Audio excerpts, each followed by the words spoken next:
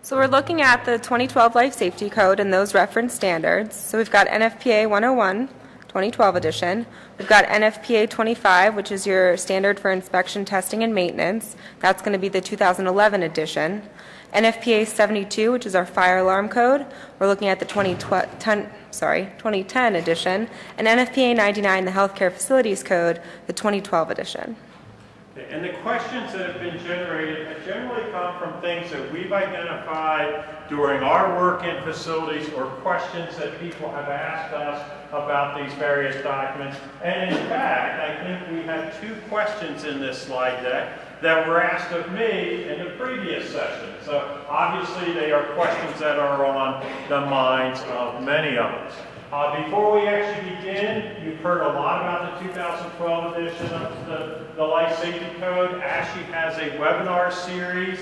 We've already done 3, one on the impact of the 2012 edition on existing buildings, healthcare facilities, one on the impact on new. The more recent one that we did in May was on reference standards. Then we have one coming up here in a couple of weeks on Chapter 43. I know there was a very popular session earlier this week on Chapter 43. It is not that session. Plus, now I've got a couple of weeks to think about some of the questions that were asked of Jim, so I can, it will be a little bit different than what was presented here, but Chapter 43 is an important chapter because we are constantly doing things in healthcare facilities, and that's what Chapter 43 is all about. What we do in existing buildings and how we apply the code to those. And then lastly, in September, we'll do the adoption of the 2012 edition of NFPA 99. So you also have a clicker, and we'll put up a question. They are all either true, false, yes, no, or multiple choice type questions. You will identify your response using the 1A, 2B, 3C, whatever is appropriate for the answer that you have. I have the ability to kind of monitor and track the responses that are coming in.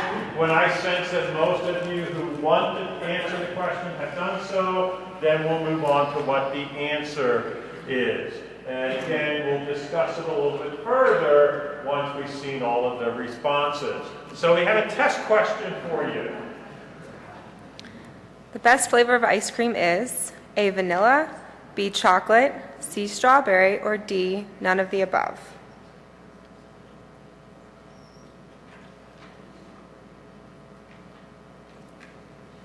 Looks like we're at 1:30. Yes, sir. Did you vote more than once? No. All right, so it looks like we're pretty close to having all the responses in, and I'm going to have to ask Becca to answer this one because I don't know how we came up with the answer here. All right, so it looks like we were pretty close with A and B. I had to go with my personal favorite since I made the question.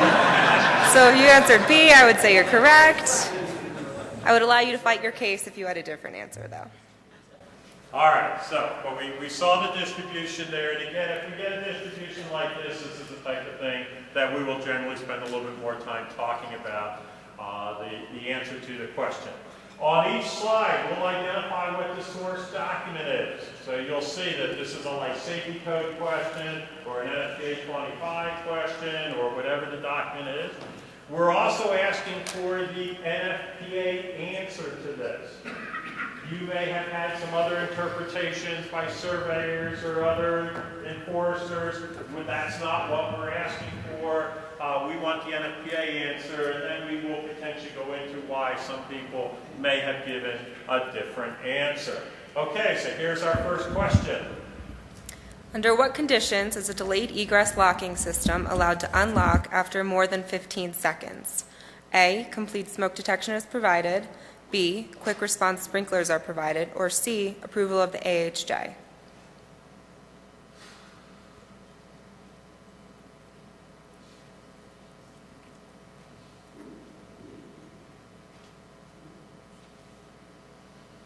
Okay, let's see how we did. Okay, approval of the AHJ. So Chapter 7 of the Life Safety Code does say to have delayed egress, we need to have sprinklers or smoke detection. It doesn't mandate the fast response or quick response sprinklers. But I do have to have sprinklers or smoke detection in the building. But the question is, if I want to go past 15 seconds, and that is up to the authority having jurisdiction. Any other comments, Becca? Nope. Oh, okay. Next question then. Sleeping suites. Which of the following is not required to allow a maximum sleeping suite size of 10,000 square feet in a new healthcare occupancy? A maximum travel distance to an exit access corridor or adjoining suite of 75 feet. B, direct visual supervision of patient sleeping rooms. Or C, total coverage automatic smoke detection.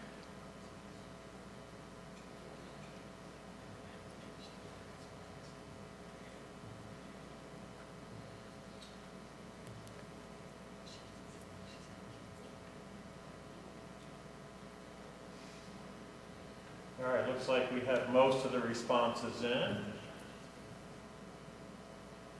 Okay, you want to comment, Becca? Yeah, so if you want to reach that 10,000 square foot max size, you actually don't need a 75-foot travel distance. The travel distance is always going to be your 100-foot travel distance, but you will need both direct visual supervision and a complete smoke detection system in that zone. This might present some interesting challenges for some of us as we transition to the 2012 code, because some of us may have existing equivalencies out there for oversized suites that were based upon some protection that might not be what's in Chapter 18, Chapter 19 of the Life Safety Code. So if you were in a session earlier today, and I don't think Kristen's in here yet, she's going to be joining us a little later, I think. You know, again, this might be something that CMS in their interpretive guidance, if I have an existing equivalency for an oversized suite, but I don't have everything that's required in Chapter 19, will they continue to recognize that equivalency, or am I going to have to meet Chapter 19 requirements? And I don't know the answer to that question yet. But there are some issues of people still can't hear me.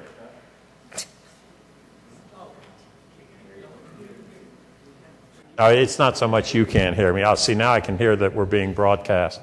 Yeah, so. Total coverage. So there actually is a definition of total coverage, but that's not what is meant. Because the definition of total coverage says you have smoke detectors everywhere, like in closets, above the ceiling, and so forth. What is really meant here is that you have total coverage at the ceiling level throughout the suite. Okay, so there is a provision, if I don't go to 10,000 square feet, that allows selective smoke detection placement to be an alternative to direct visual supervision. So what this is intended to say is, no, you can't do that now. You have to have direct visual supervision, and you have to have smoke detectors throughout the suite. Okay, any other questions on that? All right, again, there are seats up here. Instead of standing in the back, you can participate in the polling as well. I think I saw a hand here. Yes?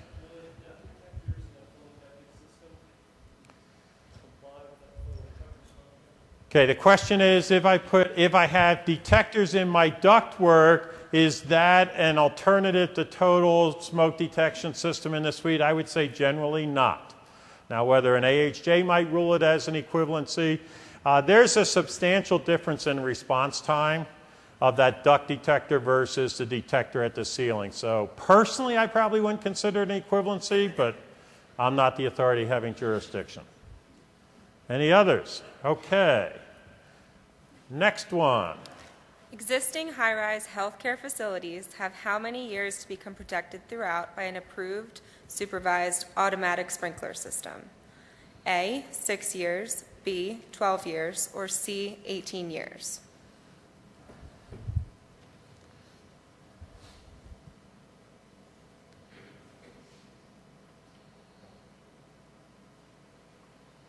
Okay.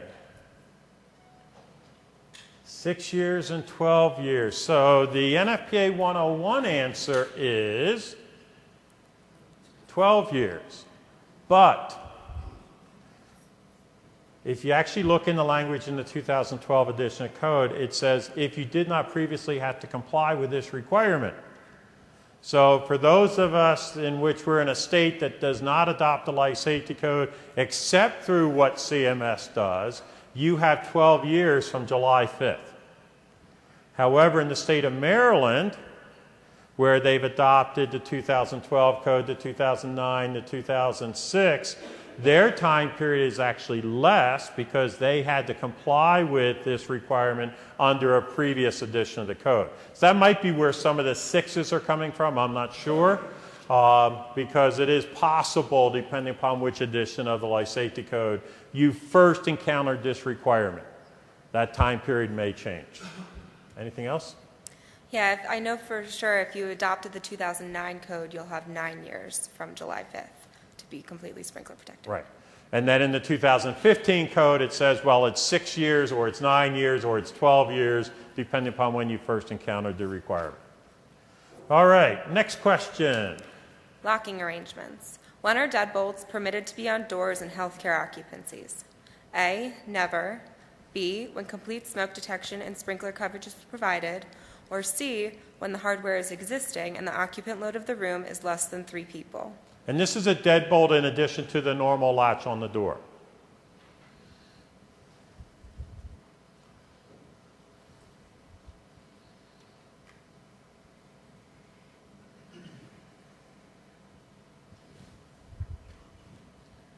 Okay. Well, actually, this is a change in the 2012 edition of the code. The 2012 edition of the code in Chapter 7 now says, I'll put the paragraph reference up there, now says that if I have no more than 3 people in the space, that I can have 2 operations to open that door as long as they're not simultaneous. So I can't assume I have the ability to do 2 things at the same time, but I can, in fact, operate that thumb-turn deadbolt and then also the releasing hardware for the latch. Yes, sir? Would that be 3 people as determined by the square footage of the space? The question is that 3 people based upon the square footage? I would say it's 3 people based upon how you've calculated occupant load. Remember, in the life safety code, it says I calculate occupant load using an occupant load factor or the actual number of people in the room. So if this is an office and it's 300, or let's put it at 290 square feet, okay, that would give me an occupant load round up to 3. But if you tell me there's 5 cubicles in there, then I'm going to tell you that room has an occupant load of 5 and I can't do this. So I would use the 7.3 provisions for calculating the occupant load. Yes, sir? If the 2000 life safety code did not allow it, That is correct. how could you have existing? Because you might have a non-compliant condition. I mean, that's a good question. That is a legitimate question. But the code does say it has to be an existing arrangement. Yes, sir? Bill, I've used it where it's been with what's called an interconnecting lock. You've got a deadbolt with the actual door lever which tracks the deadbolt latch, and I've been able to do that through an ASJ approval. Actually, if they're interconnected, you really shouldn't even need any special approval, because the actual code requirement is a single operation to operate the door. So like in your hotel room, where you may have a deadbolt and a latch on the door, because I operate that lever and that operates both the deadbolt and the latch, that's a single operation that's permitted. Now, hotel actually has an exception to allow 2 or 3, depending upon whether it's new or existing. But you know, if I were to use, I call it hotel hardware. If I were to use hotel hardware on a patient room door, that was permitted under the 2000 edition of the code because it was a single operation, as long as staff can also get into the room from the corridor side. Did you want to add anything to this? Your comment was very good, and it's funny, but we do see deadbolts way more frequently than we would like. So it is nice now that when you can identify that there's 3 or less people in the room, that it is okay to have that existing. Because we also see people that we've cited them for deadbolts, they remove the deadbolts, now they have a hole in the door. So this is hopefully going to streamline the process and keep your doors in better shape. Yes, Wayne. Is there anything about the elevation of the deadbolt? Yes. there is a requirement for the height of the operating hardware on the door. I want to say off the top of my head it's 48. It's somewhere around 44, 48 inches above the floor. Interesting that you point that out. We've done some work in a facility over in the Middle East, and they have a latching device on the door that, folks, I had to stand on my toes to be able to get to that latching device to release the door. And a lot of the staff in that facility were nowhere near my height. So they had no way of operating that door, that second release. This may come into play for a department or unit plan for active shooter too. So we think of this as something you don't ever want to see, but. Right. So unfortunately, this might not really address that because it is limited to existing. But I can tell you that in the development of the 2018 edition of the code, the committees are looking at allowing a second operation, at least in certain occupancies like educational, maybe business, those that they feel the need to address the active shooter incident or scenario. So you might see some expanded application of permitting another latching device on the door in the 2018 edition. Okay. How often must fire-rated doors be inspected and tested? A, annually, B, every 3 years, or C, every 6 months?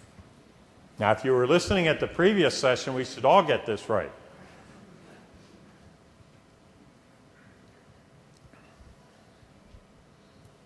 Very good.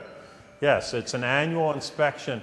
I think the only thing I want to add to this is that the code does not require you to use a certified door inspector for this.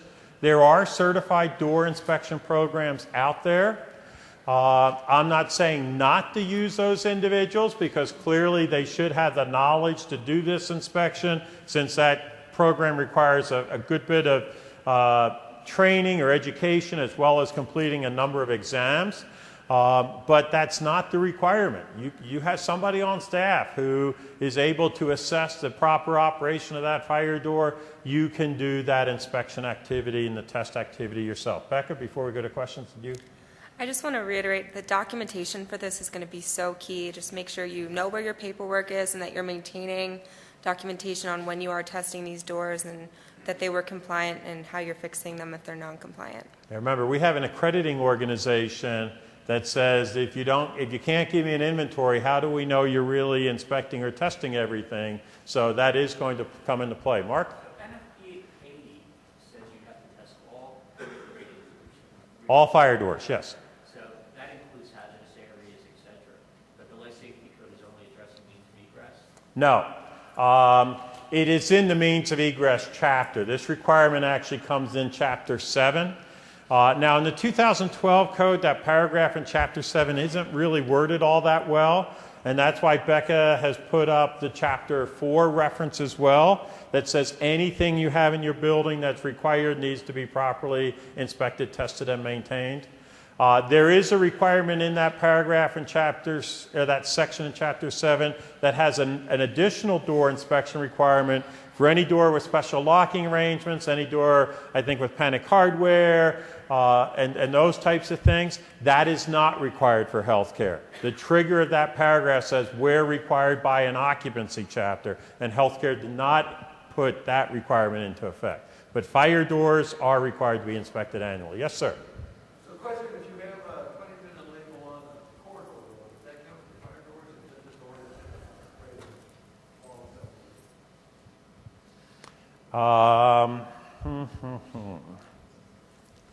If you have a 20-minute door, or if you have a fire label of any duration on a door, it is my understanding that at least certain surveyors are going to inspect that door for compliance with all the requirements of a 20-minute door. Therefore, if that's a door to a patient room and you have a label on it and you don't have a closure on it, you might get a citation or a finding that says you have a fire door without a closure, even though the life safety code doesn't require the closure. On a smoke barrier door, if you have a 20-minute label on that door and you don't have a latch on it, you may have a finding that you have a fire door without a latch on it. So it raises an interesting question as to whether you might be better off removing the label. You know, and the problem is a lot of contractors will go ahead and put in 20-minute doors. It's just easier for them. And then they put the label on it. But technically, the label says it's a fire door. It's been installed in accordance with NFPA 80, and therefore it has to have the closure, it has to have the latch. So you have the choice of whether you're going to meet those requirements. The one other thing I would say is you have to check all the code requirements, though, as well, because more recent editions of the International Building Code will require a latch on smoke barrier doors. So we don't have to have it for existing, and Life Safety Code doesn't even require it for new, but your building code might require you to put a latch on the smoke barrier door if it's new construction activity. Building code doesn't apply to existing. What's the ruling on kick plates on fire doors? Okay. The question is, what's the ruling on kick plates? So NFPA 80 refers to them as protective plates. And it says that you may not have a protective plate more than 16 inches above the bottom of the door. This is for a fire door. Above the bottom of the fire door, unless the door has been labeled with a protective plate at a higher elevation, or the protective plate is specifically labeled, and those are usually an adhesive applied plate. The assumption is it will fall off during the fire and therefore not affect the performance of the door. I think we all know that NFPA 101 has some provisions that allow protective plates up to 48 inches in existing conditions. Those typically, most of them are not true fire doors. You know, they're again, a almost 20-minute door, but they're not a true fire door. Did that answer your question? Yes, sir. Yes. I'm a door guy, so on the protective kick plates, you will have a stamp on those, and the only difference being is that they're a little thicker, 050 versus 036, and they can be screw applied. That's not a problem.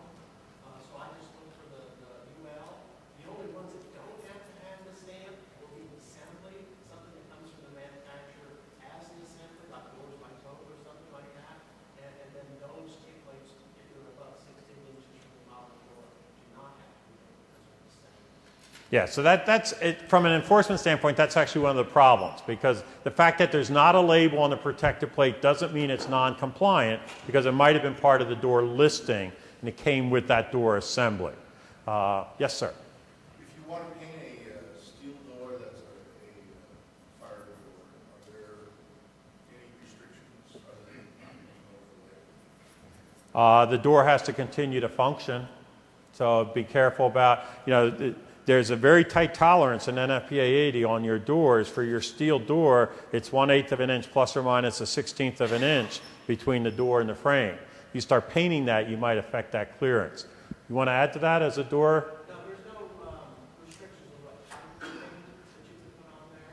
Let me try, the door just has to operate, and the label has to be legible. So I see a lot of labels that are painted over. If I could get my magnifying glass out and my yellow Sharpie, it's legible, and it's approved by the HJ, then it's okay.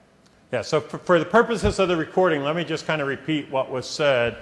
And that was that, yes, you may paint the door. There's no specific requirement on the type of paint. The door does still have to function. And you might even, with some labels, you might even be able to paint the label and still be able to determine the fire protection rating of the door. Okay. Yes, in the back. Could you go over labeling of fire doors with continuous hinges?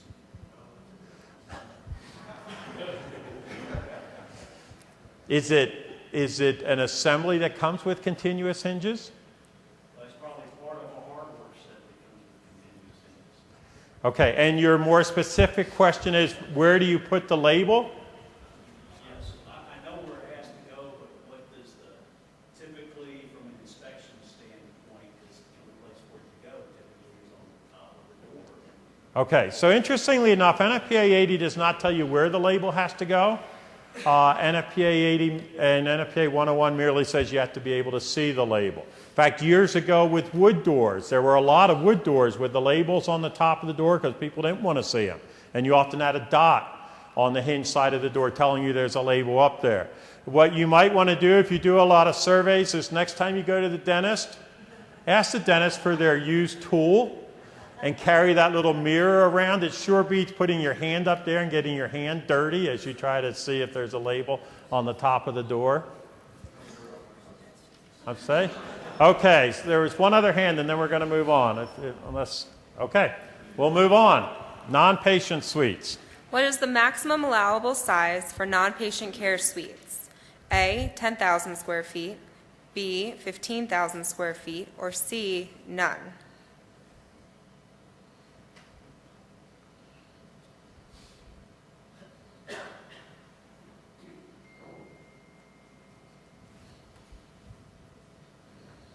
Okay.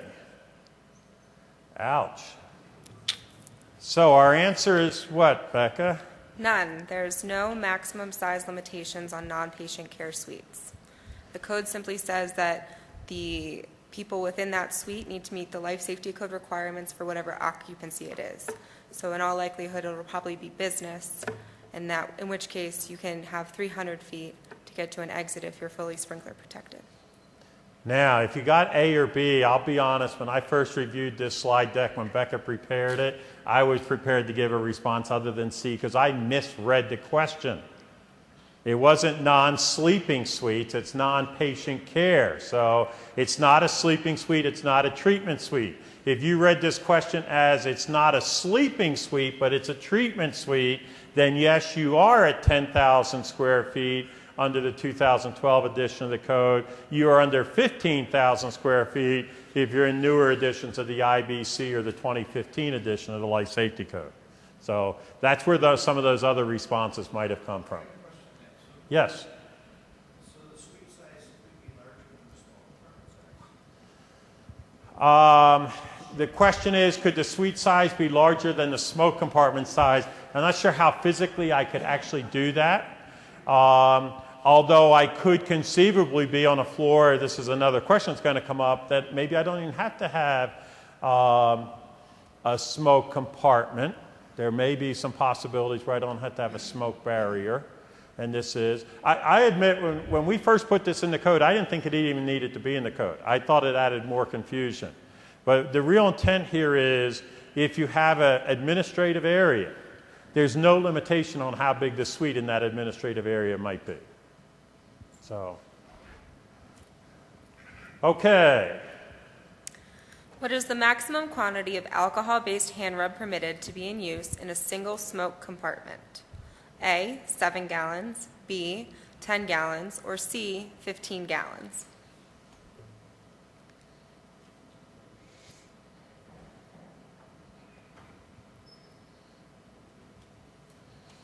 All right, looks like we have most of the answers. And we have B, and yes, B is correct. But there is a change in the 2012 edition of the code that says you are allowed to have one dispenser per room that doesn't count towards this quantity.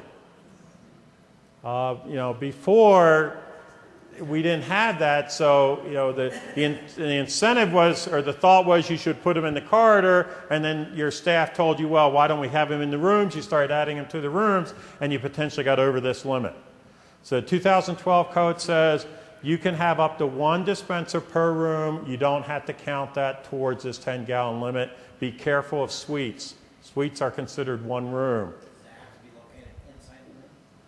If you don't want it to count, it has to be in the room. This limit is for those in the corridor. Okay? All right, moving on. True or false? In existing healthcare, an intervening room between a patient's sleeping room and an exit access corridor always requires smoke detection.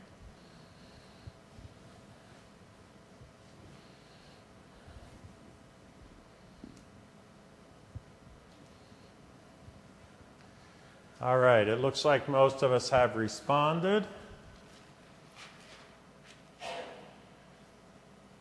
Becca? So the answer is actually false. For existing occupancies, you only require a smoke detector in intervening rooms when you have a sustainable amount of combustibles, which is kind of open to interpretation.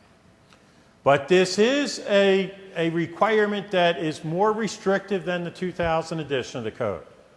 So this is one of those that there aren't many, but as we transition to the 2012 code, you may have to evaluate whether you need smoke detectors in some of these intervening rooms.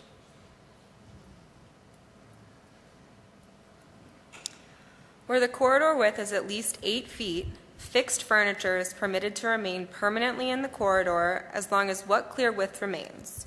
A, 3 feet, B, 4 feet, or C, 6 feet.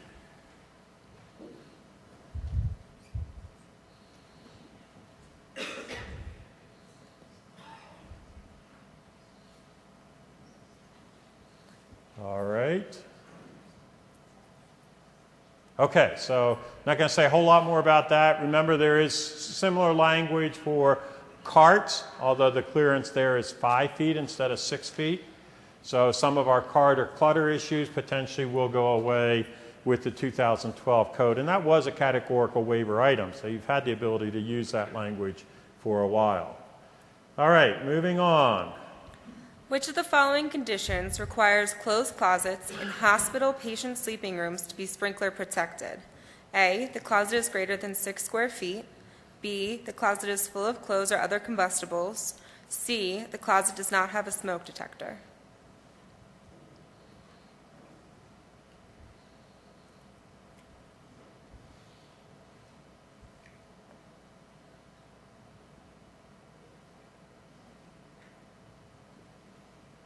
All right. Okay, again, most of us got the correct answer. I would just caution you one thing. If you're building a new building and you're considering using this provision and not putting sprinklers in the closets, be careful of what building code applies in that jurisdiction. Even though this is in the 2012 additional life safety code, it did not find its way in NFPA 13 until the 2013 edition.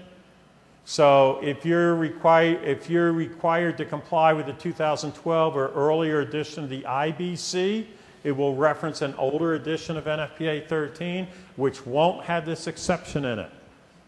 So you may have to resolve that difference with the various regulatory people. But again, from an NFPA perspective, you do not have to put sprinklers in small closed closets that are within the patient room of a hospital. If we have any long-term care folks here, it doesn't apply in a long-term care facility. Yes, sir? What's the difference between a wardrobe and a closet? What is the difference between a wardrobe and a closet? It depends upon the authority having jurisdiction. Because I've seen people apply the wardrobe, the closet provisions to the wardrobe. And in a lot of, in particular, existing long-term care facilities where there are room area requirements, sometimes they have removed the doors to the closet to bring in a little bit more area into the room so they meet the room area requirement, and then they slap a piece of furniture in there, an armoire or a wardrobe, and that doesn't count against the square footage for the room. NFPA 13 says you do not have to put sprinklers inside articles of furniture. So you do not have to put a sprinkler in an armoire or a wardrobe, although I know there are some AHJs that are saying, no, we are going to require it. But the NFPA answer is you don't have to put them in there. Okay? True or false? Medical gas manifold rooms provided with natural ventilation are permitted to have only one non-closable louvered opening.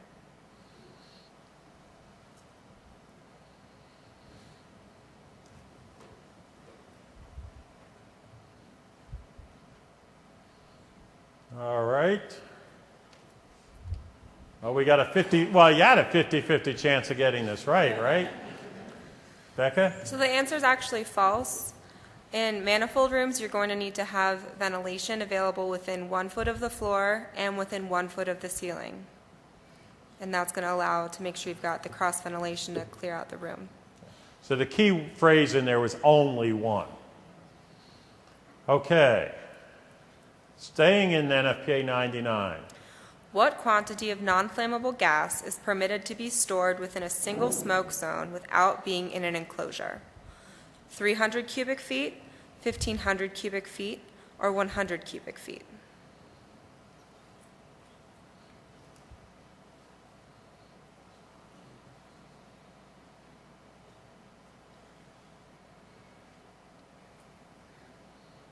Okay, very good. I will say,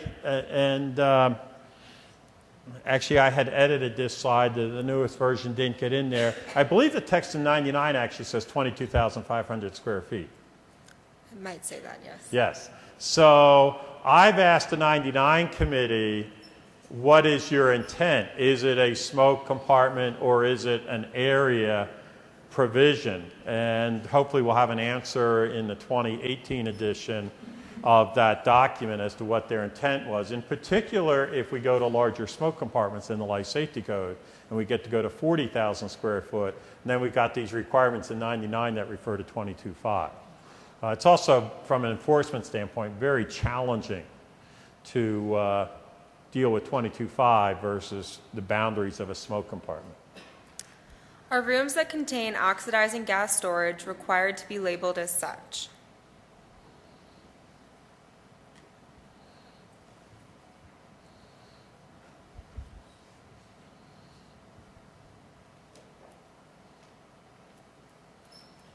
That is correct. Very good.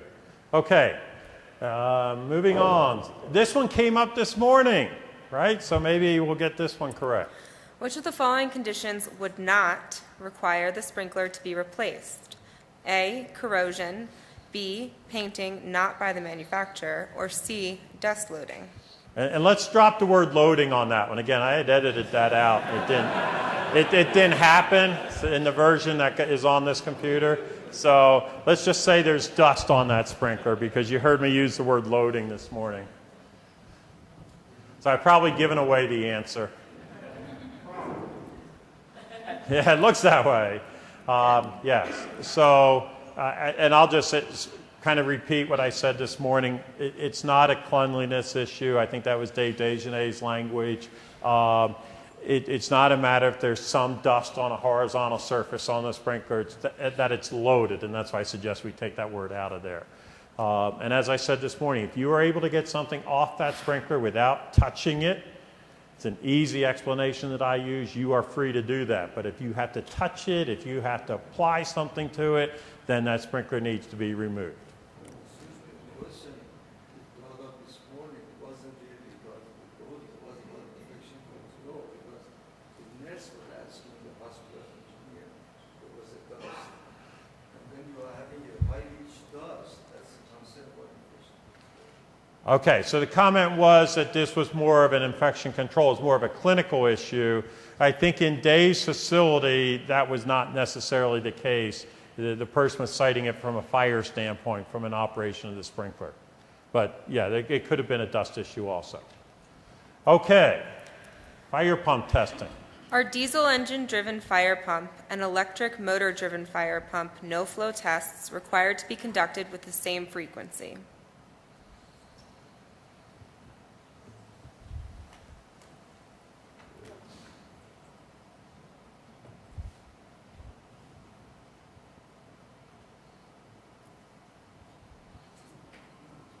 Okay, so again, this is a change from what you've had to do.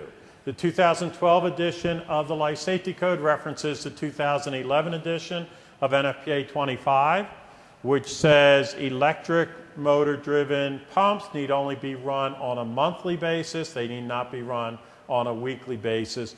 Diesel engine pumps still need to be run on a weekly basis.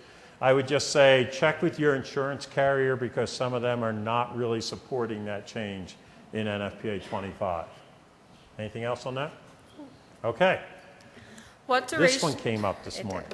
What duration of time of a pre-planned sprinkler impairment is permitted before a fire watch or other alternative measure is required to be enacted?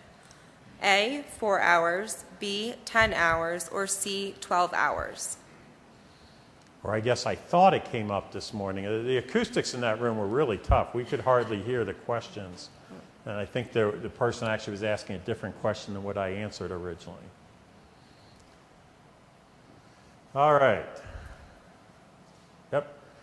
4 hours is what it used to be. 10 hours is what it is now. All right. Moving on to fire alarm systems. For the purposes of smoke detector spacing, are raised floors and suspended ceilings treated as separate rooms?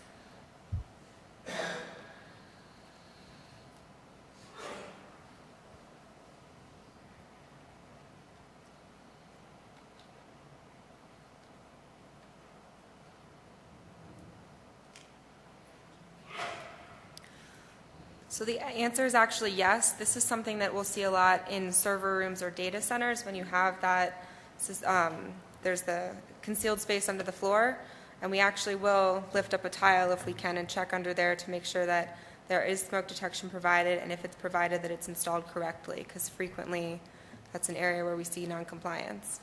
And that's assuming you have to have smoke detection above the ceiling or beneath the floor. It's like in a data center where you have a raised floor, you potentially need smoke detection if for no other reason to activate the suppression system that's underneath there. You may have a requirement for sprinklers above the ceiling. That's more prevalent in other parts of the world than it necessarily is in the U.S. But if you have those requirements, they are separate spaces. All right, staying in 72. How frequently must smoke detectors be tested? This is the functional test.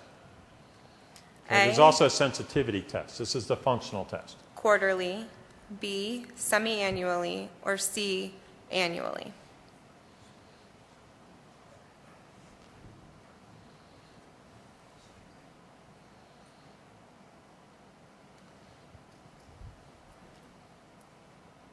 Okay, very good. I would just caution you, hopefully most people aren't doing this anymore, but magnets do not satisfy this requirement, because the actual requirement is that you test a detector to ensure that smoke will enter the chamber. And I'm not aware of any magnet that tells me that smoke will enter the chamber. So you typically are using an aerosol spray or something else to test a detector.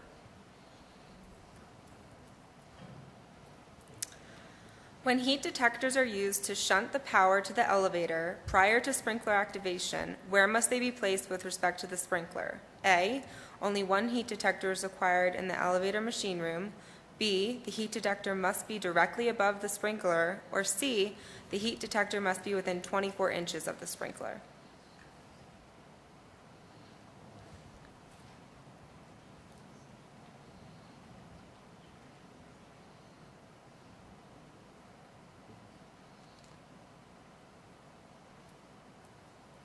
Very good. Again, remember this is the comment that I raised this morning about reference standards.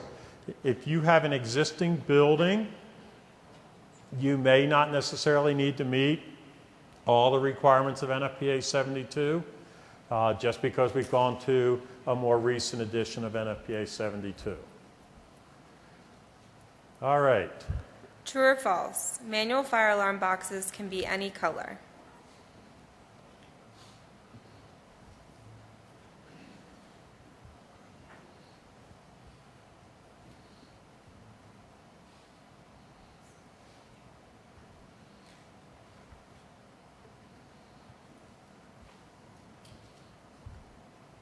Very good.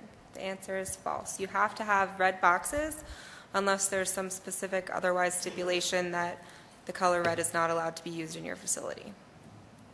The other thing I would say about this is because we're starting to see more and more alternative suppression systems in your facilities, and they typically require manual activation means, be very careful what is provided as the means to activate that system. I have a brand new facility in the UAE that discharged a clean agent system 2 times before they even took occupancy through staff training and fire drills and staff.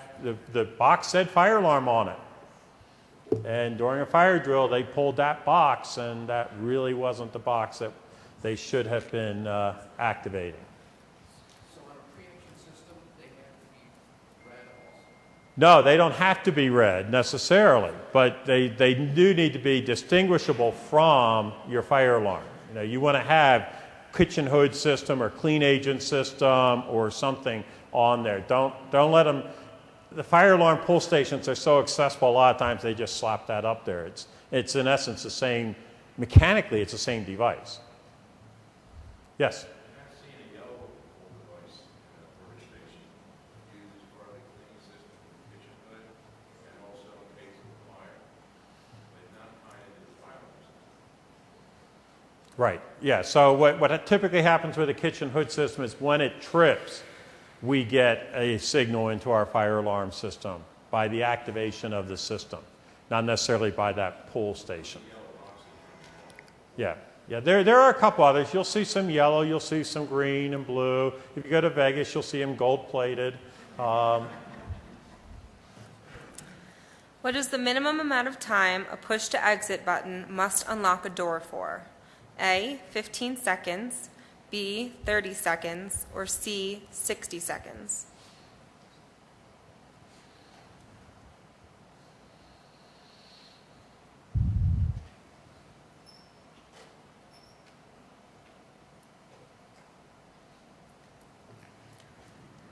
So this is kind of confusing because with delayed egress, 15 seconds is your time frame, but with a push-to-exit button, once you push that button, the power has to drop immediately and stay dropped for a minimum of 30 seconds to allow egress through the door.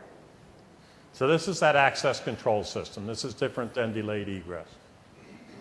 All right, moving on. What is the maximum size of a vision panel located in a new 2-hour fire barrier 90-minute door? A, 100 square inches, B, 1,296 square inches, or C, the maximum size tested?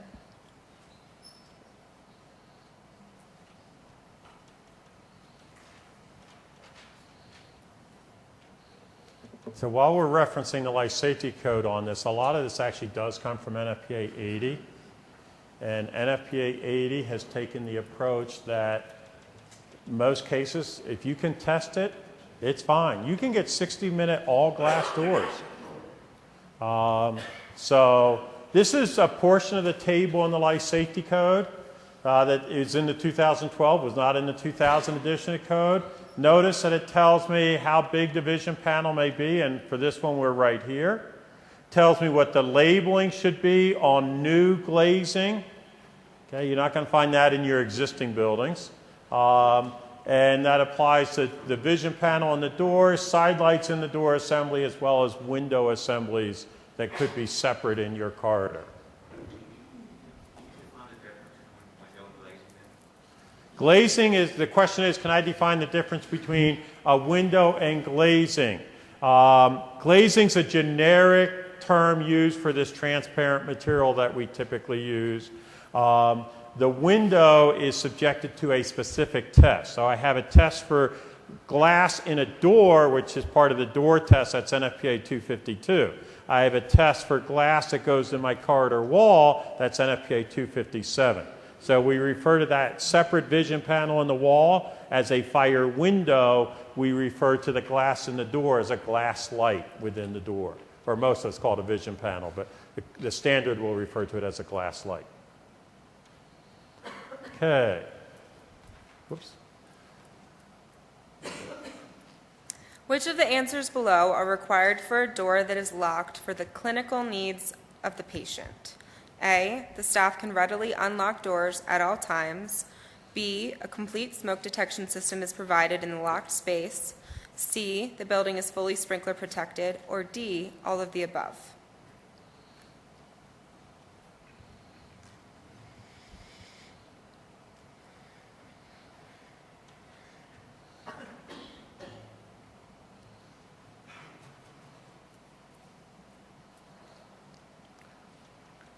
Okay, and the answer is? A, the staff can readily unlock doors at all times. This is clinical needs. This is the wandering resident in a dementia unit of a long-term care facility.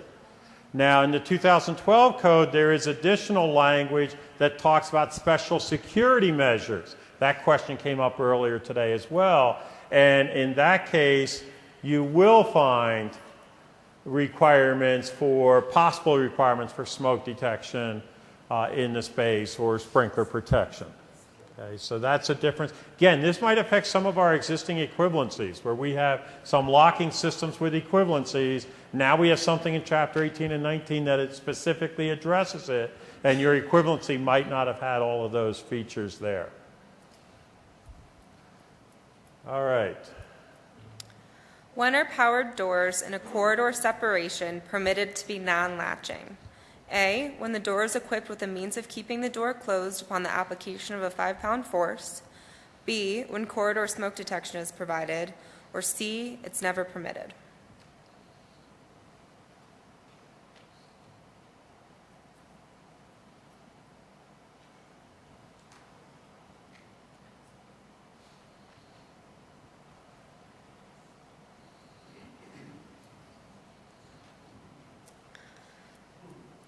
So A is actually our answer.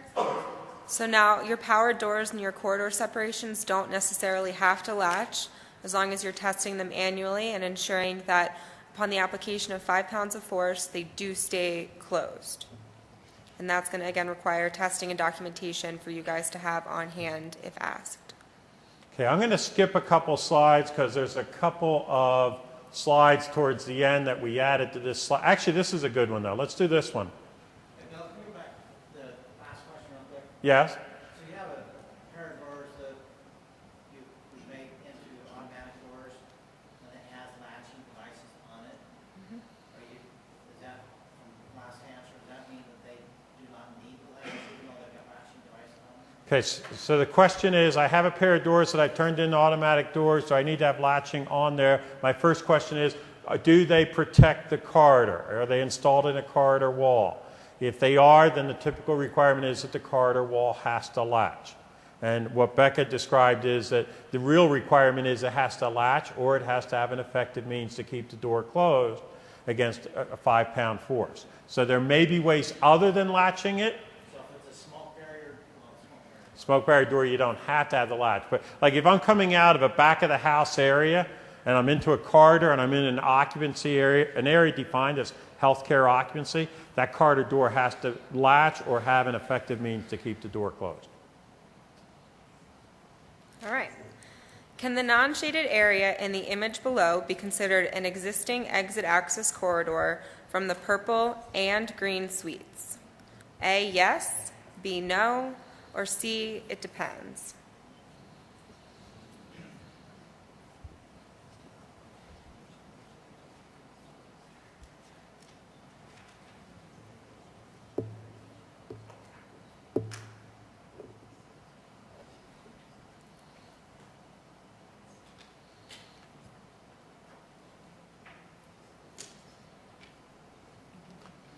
All right, it depends is a popular answer, but we actually encountered this on a survey, and the problem is that the corridor has to lead you to an exit. So I can't go through a suite to get to an exit. So if I have to have 2 exits from this story, now I'm in this corridor, I'm going from this area over into the purple area, I can't go through a suite to get to the second exit. And that is a fairly common mistake that people make with suites. Yes, sir? What if the suite met requirements for the adjoining room to a force? If the suite met the requirements for an adjoining room to the corridor. So, Like a lobby waiting area? there are conditions that I can go through a lobby or something like that, but a typical patient care sleeping or treatment suite probably isn't going to meet any of those provisions. But that's a good point. There are some other allowances for the corridor. Okay, let me jump ahead here. Stair signage has changed a little bit in the 2012 code. I think we all know dampers, that's nothing new. RPTs you've probably heard about. 25 gauge inspections. Okay, since Chapter 43 is new to us, let's do these last 3 questions, 2 of which are on Chapter 43. With no construction activity, a facility plans to convert an area from rooms and corridors to a suite. What category of work is this? A, Chapter 43 does not apply. B, renovation.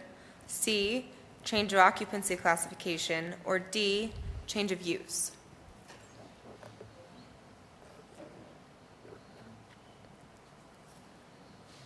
This is the type of thing that you have to answer to apply Chapter 43 now. So there's a variety of categories of work, and you need to classify what you're doing in this building into a category of work. And yes, I agree. There's some would disagree with this, but I would agree that it's a change of use.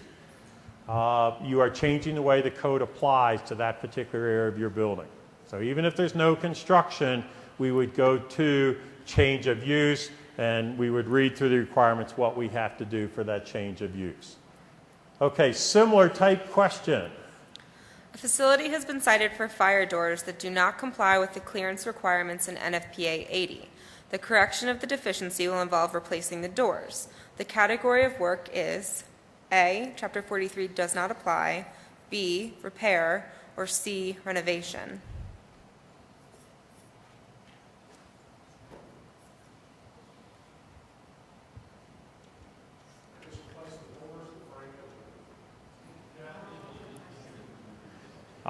Replacing the doors, but the answer may not actually change.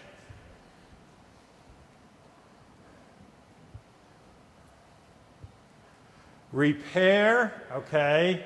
Let me put a different perspective on it, and this is why I put it in here. There is language in the very beginning of chapter 43 that says if you are doing the work to correct a citation, chapter 43 does not apply. You don't even have to go there. You just do what you're told you have to do to correct that existing condition.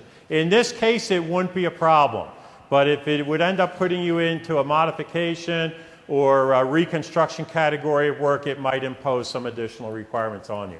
Okay, I'll just leave that one up there. I've been told we need to end. So on behalf of Beck and myself, thank you very much. Those of you with chapters, we do offer this type of program at chapters as well.